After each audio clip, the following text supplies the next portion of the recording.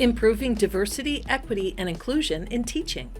This presentation is an adaptation of the Creative Commons licensed work, How to Center DEI in Teaching, created by Carnegie Mellon University's Eberly Center.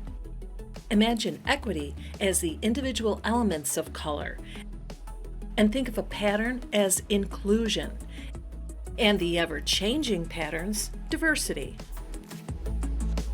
What follows are sample questions intended only to start the DEI thought process. First, focus on the idea of diversity.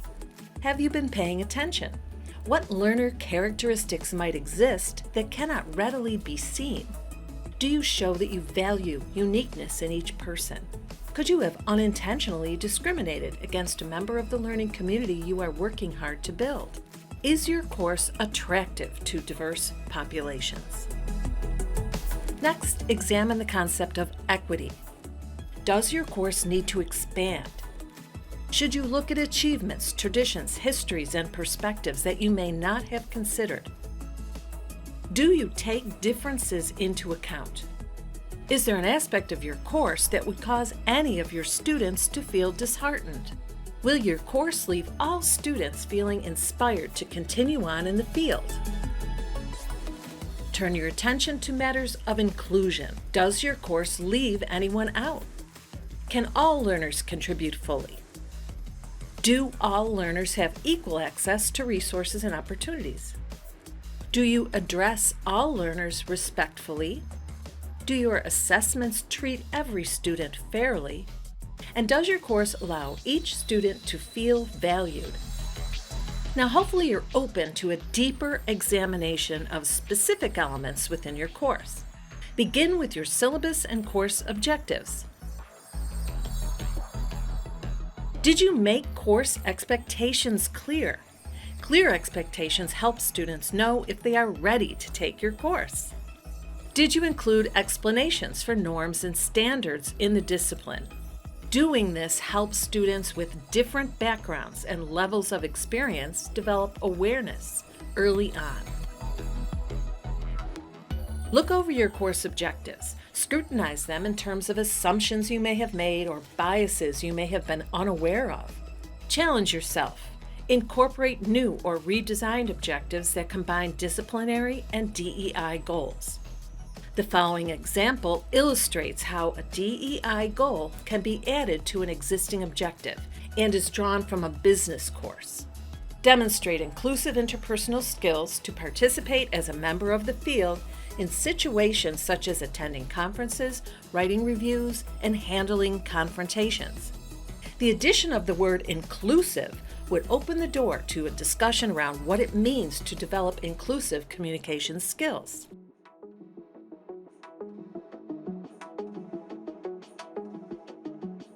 Think now about how you assess student effort. Do you provide plenty of low-stakes opportunities for students to practice and receive feedback? Feedback is essential as students are going to be able to assess their own knowledge in order to improve. This approach will help you as well because you'll be able to assess common struggles and make teaching adjustments. Recognize and respect different ways of knowing things. Consider developing criteria for peer feedback and give your students the opportunity to receive comments about their work from their classmates. This will cultivate an environment in which learners begin to see different perspectives and reflect on their work in new ways. Communicate high standards while conveying confidence that everyone will be able to achieve success. Design assignments that allow for iteration and revision whenever possible. This will give you opportunities to provide feedback with concrete examples of improvements students are making. Avoid any mention of negative stereotypes or socially perceived disadvantages. A conscious fear of being exposed as a fraud describes imposter syndrome. Address this phenomenon by sharing your own growth path. Talk about any bumps in the road you experienced and let learners know of lessons you learned along the way. Promote a growth mindset and reassure students that real achievement can be attained through staying on track and doing the work. Examine your learning strategies. If you don't already have group work in your course, think about how you can add it. But do see that it is structured. Consider assigning roles and asking students to rotate roles. Provide lots of detail about what the group's final product is. Create heterogeneous groups yourself, rather than rely on random or self-selected group formations. Since group work can pose challenges for students, take the time to address equitable group processes and group work skills. Give students the opportunity to discuss challenging points within your course in small groups. Knowing they do not have to address the entire class could increase a student's willingness to voice their ideas and perspectives. Discussions can play an important role in learning. Support students' ability to interact successfully. Establish norms for both your interactions and student interactions within discussion forums. Offer a framework for contributions, not just original posts, but peer reply posts as well. Ensure that every member of the discussion understands that showing respect for all perspectives is an integral part of succeeding in the course. Have a plan in place for addressing problematic generalizations or assumptions that might arise in a discussion. Now, once discussions are underway, highlight submissions from a variety of students and perspectives. Ensure an individual is never put in the position of speaking for an entire identity group. Provide room for students to explain the reasoning behind statements. Always try to be careful not to assume that you know why a learner framed a particular problem or question the way they did. Remember that some characteristics of identity are invisible. Use students' names, ask for pronouns, and keep references generic. For example, use house of worship instead of church.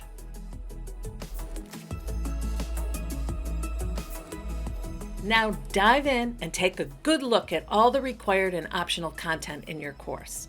Ensure that everything is accessible to all learners. Consider something like access to technology. Offer options, alternatives, and supports because all students may not be on equal footing when it comes to technology access. Be sure you did not create a systemic barrier. An example of this type of barrier would be if you decided to hold office hours or live help sessions at a specific time on a specific day each week. This could shut some learners out. Consider attitudinal barriers.